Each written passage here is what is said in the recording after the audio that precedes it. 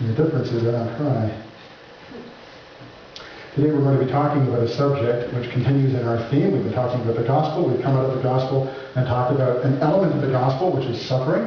We discussed a couple of weeks ago that the gospel of Christ, Christianity, is defined not by prosperity, but by suffering. And we talked last week about the cost and consequences of being a disciple. This week, we're going to be focusing attention on the glory of God and why it is that God causes people, believers, to suffer. That's a hard pill to swallow. If your theology doesn't allow for the fact that God actually causes suffering, that He brings suffering into our lives, clearly you haven't read Hebrews 12. But aside from that, you're going to get injured. Because if your theology can't handle suffering and the idea that God causes it to come into our lives, then every time you suffer, something has just gone drastically wrong. The world has come to an end. I hope that today you will be encouraged by the experiences of this man born blind. As we read in verses 1 through 12, they happened to be walking by a fellow who was blind. The text says in verse 1 clearly that this man was blind from birth. And the reaction of the disciples is telling, because it is very much the reaction we would see in many churches today, particularly within the Word of Faith movement. This sermon is not intended to take direct shots at Word of Faith, but it's a good example to bring forth. Those who believe that if you only have enough faith, you will always be healthy, wealthy, wise, happy. If that's your theology, what do you do with this guy? Because he was born blind, and notice the commentary that takes place, verse 2, Jesus' disciples asked him, Rabbi, who sinned?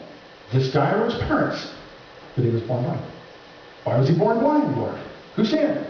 Notice the automatic assumption here. Interestingly, Jewish theology of the day, and particularly Pharisaic theology of the day, which was popular within the rank and file of the Jewish community, presupposed that if something bad happens to you physically, clearly you ticked off God. Clearly.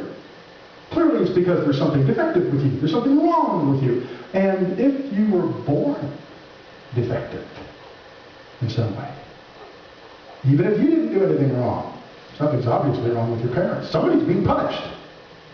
Now I mention that because oftentimes, mature, godly, bibliocentric Christians have a tragedy hit their lives and slams them right in the face, and it really hurts.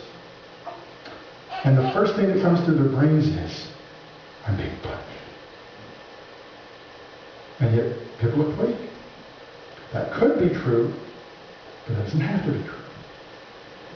It is true that there are examples in Scripture of God punishing people with disease, punishing them with death, punishing them in a whole variety of ways, bringing about troubles into their life as a consequence of their sin. That's true. But I want you to notice that it doesn't have to be that way. You shouldn't assume that. That's not what we walk through the door with. So this man had been born blind. The disciples immediately assumed somebody has obviously sinned. They simply wanted to discern who. Notice that they didn't leave an option on their menu that nobody had sinned. And Jesus responds in this way, verse 3. Jesus answered, it was neither that this man sinned nor his parents, but, and here's the contrasting statement, it was so that the works of God might be displayed in him. If you stand up in public and say, do you see this thalidomide baby? No arms, no legs, all kinds of health problems. Why did God let this baby be born?